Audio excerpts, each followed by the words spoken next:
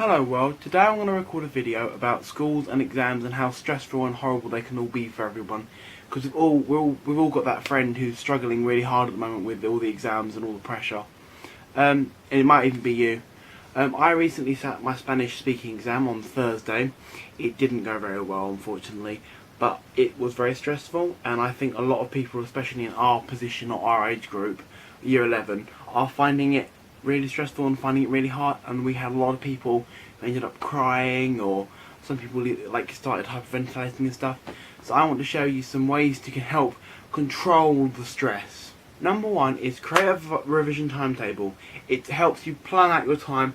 You don't feel like you're running out of time. Always know what you need to do next. And it can also be good with things like after school club, for example, because I have intervention either morning or afternoon just to help with our revision for our mocks next week.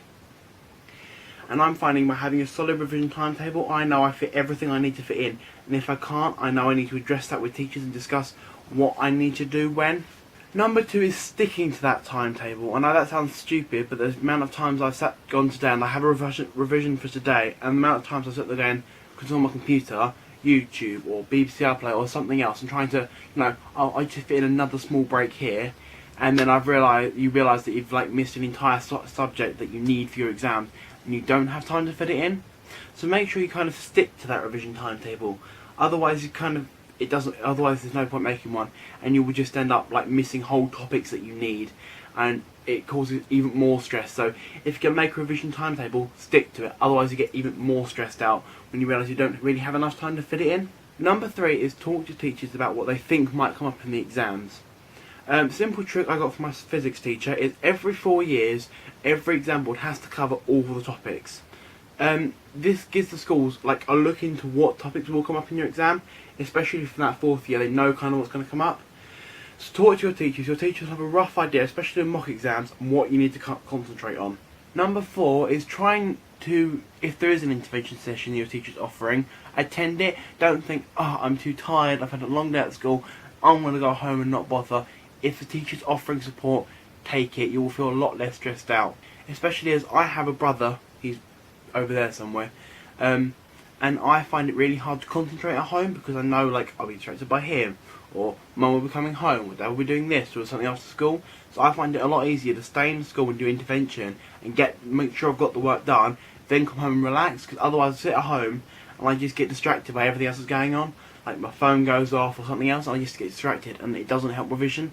So just try if the school is offering you help, take it, and don't think, oh, I'll do it later, like I do a lot of the time, because otherwise you really will find you get really stressed out and freaky. Number five, when doing revision, don't try, especially things like coursework, like revision, like Spanish exams and stuff, because you need to revise a lot. Instead of trying to revise for long periods of time all at once, try to break it up, because your brain finds it easy to take small chunks of information into your mind. You'll learn this in psychology if you do psychology, the multi-store model of memory. Your brain finds it easier to rehearse, your brain has to rehearse information to put it into your long-term memory. Your brain finds it easier to rehearse smaller bits of information. So the less you revise, the more it goes into your brain a lot easier, and you also won't feel so oh, all this stuff, I've got to make sure I know, or you'll find it easier.